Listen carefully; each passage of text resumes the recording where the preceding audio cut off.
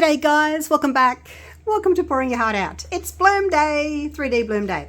And I'm using my new favourite resin for 3D blooms. It's the Let's Resin Tabletop Epoxy. That's a B's, the same size. It's a 1-to-1. Oh, now I've got sticky hands. Let me just clean those hands off.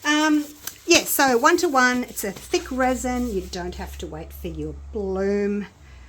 Oh, you don't have to wait for your resin to warm up. You don't have to check the temperatures and all that sort of thing. I thought I'd use this little plastic flower. Actually, let me just pop a little bit of resin in.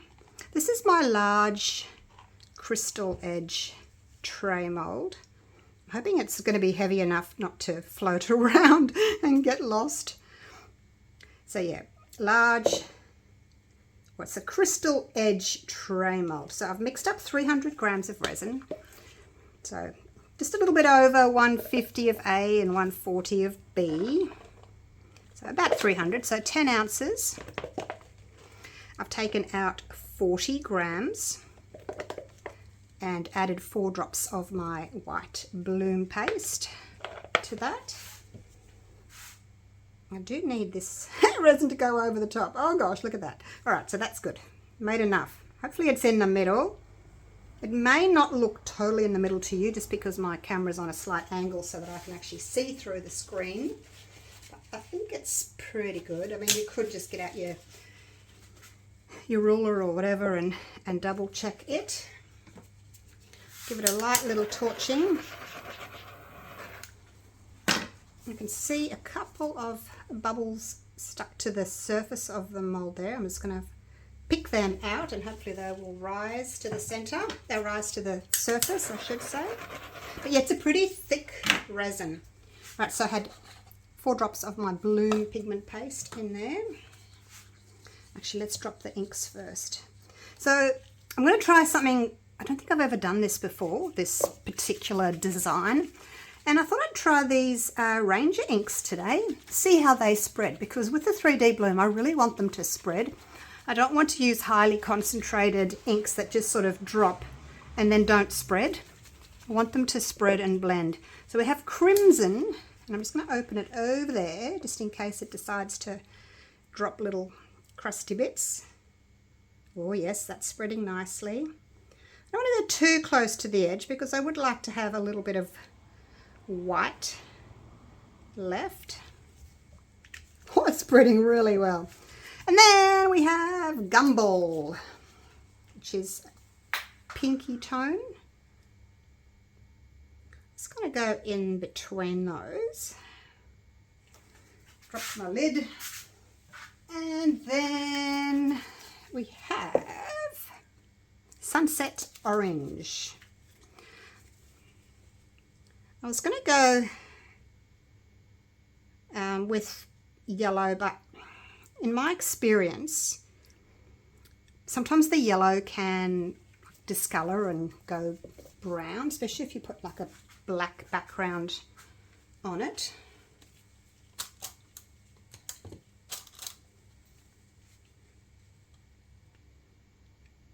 Eight and a half.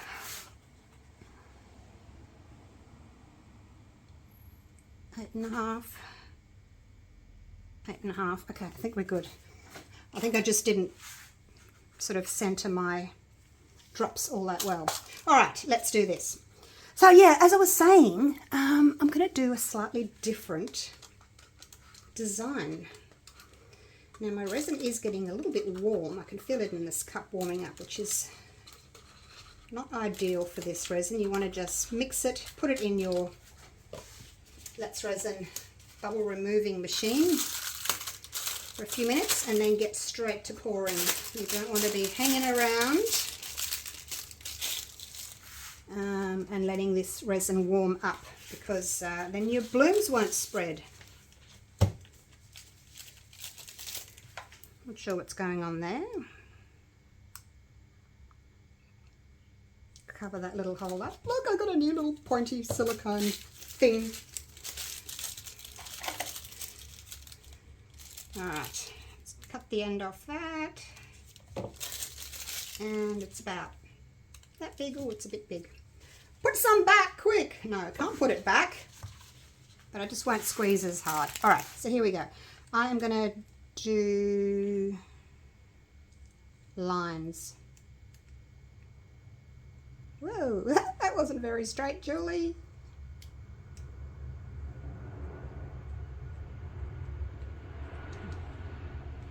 Right to the edge.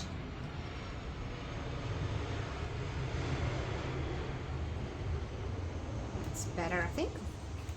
Oh no, I was going to put a little bit more on that one above, but I think it's all right.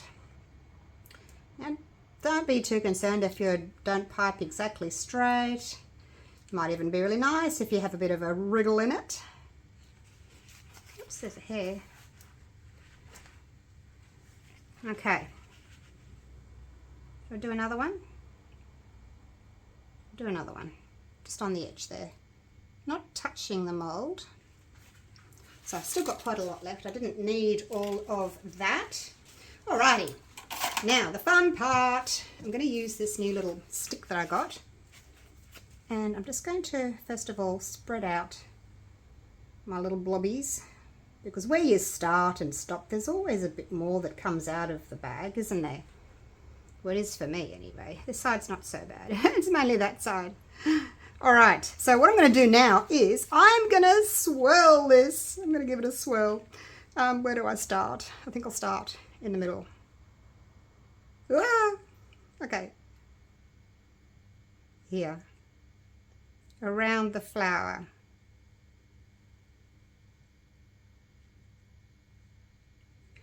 Trying to do it evenly. Oh, my colour's certainly been pulled inwards. Haven't got much left on the outside at all. And then right to the edges, like so, just to pick up any blobbies that I might have. This one, okay, no, I'll leave that. See, because they've gone this way, the lines, maybe I should have swirled that way. Does it make a difference if you swirl this way?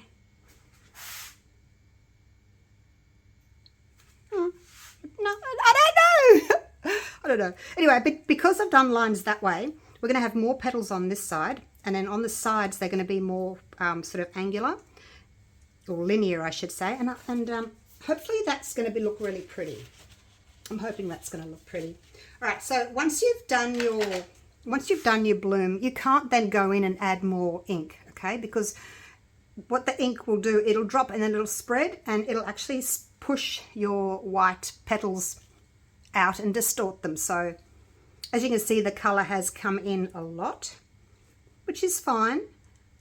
But I wanted white on the outside, and sometimes I've put, my color too close to the edge and I haven't had the white, but it'll look really pretty once we've done that background. And I'll have to choose a color. I may actually pick up this dark red and do maybe a burgundy, just to pick up the red that's in there, because there's not going to be a lot of red. All right, so that's it. I am going to just cover this now. Actually, before I do that, I'm just going to give it a bit of a helping hand, mainly in the middle, just with my heat gun, just on low. I'm just going to push from the outside in.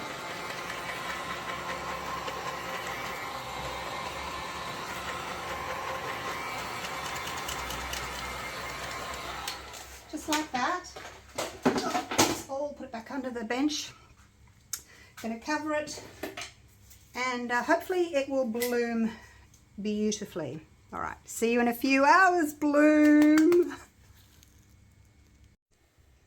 All right, it has cured, and it's closed up a lot, so I don't think we're going to see much of the background.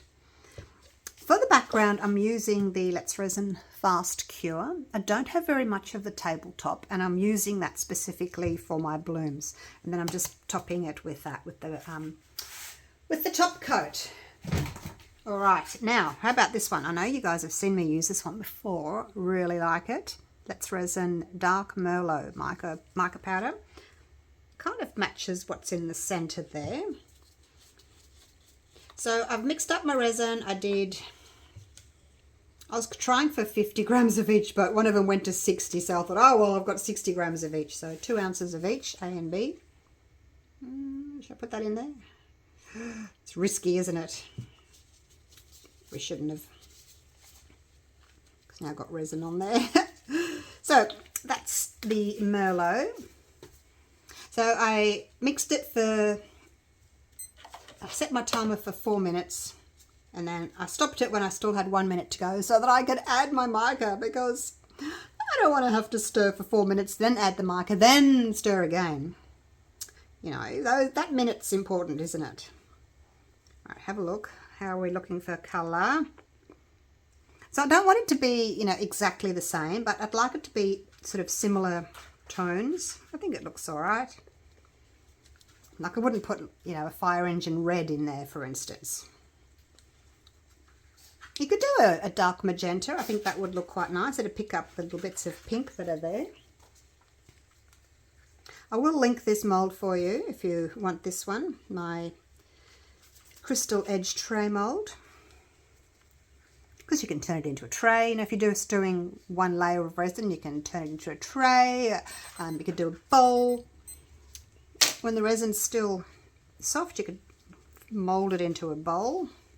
So there's lots you can do with it. If you wanted to, you could add a little bit more red to that, or if you wanted it darker, you could add some black to it, but I'm just going to go with it. Hopefully I haven't made too much. Let's push it to the sides. It's dripping on me. Yeah, it's just a good little all-rounder crystal edge mould. You can turn it into a clock. Lots of things you can do with something this size.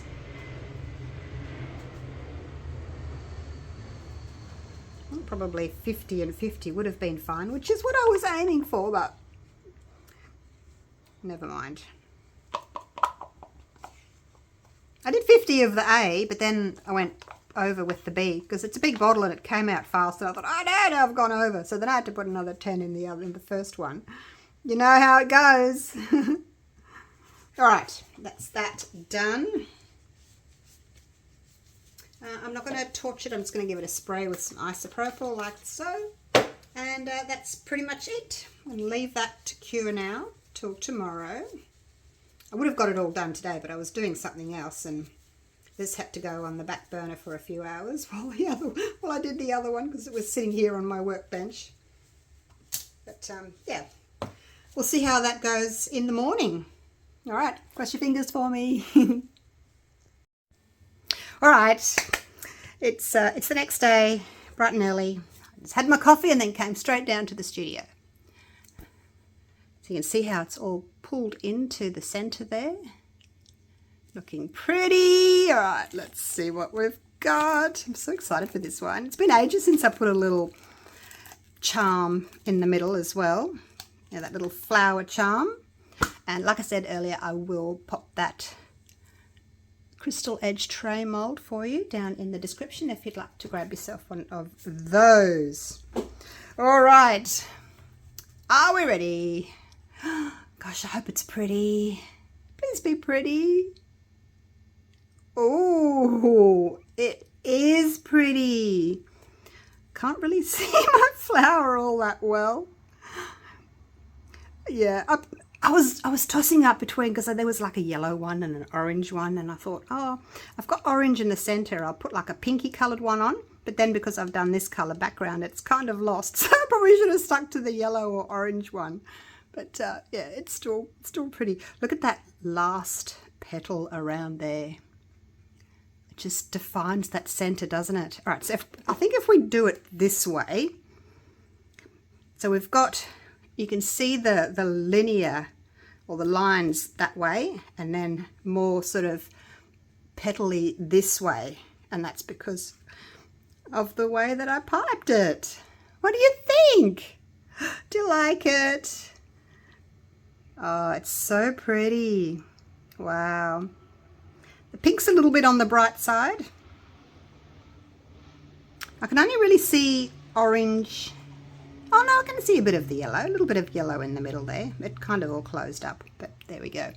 So I wonder what it would look like with a little bit of gold around it, just to pick up that little bit of yellow in the middle. Do you think that would be nice?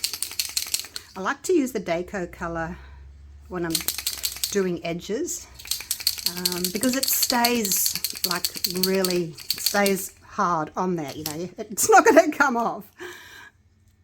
I'll just zoom you in a little bit more so that you can see what I'm doing. Alright, so what I'm going to do is I'm just going to go around the very tippy top of this. And of course you don't have to. If you prefer it without. And look, you could put it on and then if you don't like it, grab some, you probably won't be able to get it off with isopropyl. You'll need something like a nail polish remover, like acetone, to get it off. Make that line a little bit wider. What do you think? Do you like it or not? And of course, I could have also dusted the inside of the mold with gold or silver or copper or whatever I wanted to. That way when it's unmolded, you've got that side already done, which is really nice as well. It just depends on the look that you want, but it's nice that you could do either. You know, you could have it plain or you could do the gold edge, whichever you wanted to do.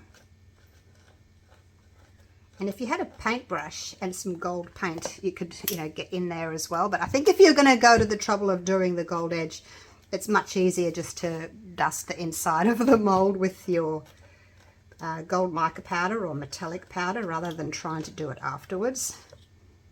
I think that would be a much better option. It's something you sort of need to plan beforehand, isn't it? So that you could do it at the beginning of your pour. Or you could just give it a little tiny feature like that in the center. All right, there we go. Is it better or is it worse? You guys let me know what you think. I think it's really pretty. But yeah, I probably should have changed the center flower to an orange flower. I'll remember that next time because I kind of lost it. Same color as my background. Silly me. Never mind. All right. Thank you so much for watching. Hope you've enjoyed this one. Give it a try. It's not a difficult sort of design. It's just your lines and then you swirl them. So yeah, really pretty. Happy with that. Let's get you down. I know there's a bit of reflection going on, but what can you do? There's my window that I stand at. There's my lights. So I can stand here and look outside. There's my little setup. I've got my drawers under there, and then I've got my PowerPoint there. I can use to turn on my lights and things. And lots of drawers. Bench space.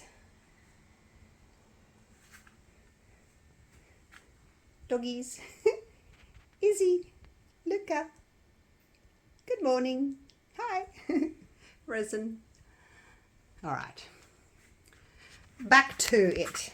Here we go. I know people like to just see how I've got my little studio set up. When I was in my other house, when we had acreage, I had my studio and my packing and, or picking and packing and making molds all in the same room. So it was a bigger room, but now I've split them. I've got a separate room for my studio where I pick and pack my orders and do my videos, and then we've got a second area, a second room for making molds. So I think it works better actually because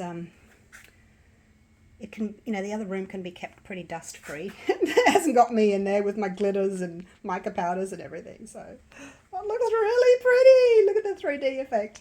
All right, I'm jabbering on now. Sorry.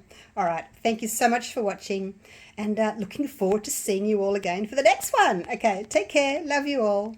Bye for now.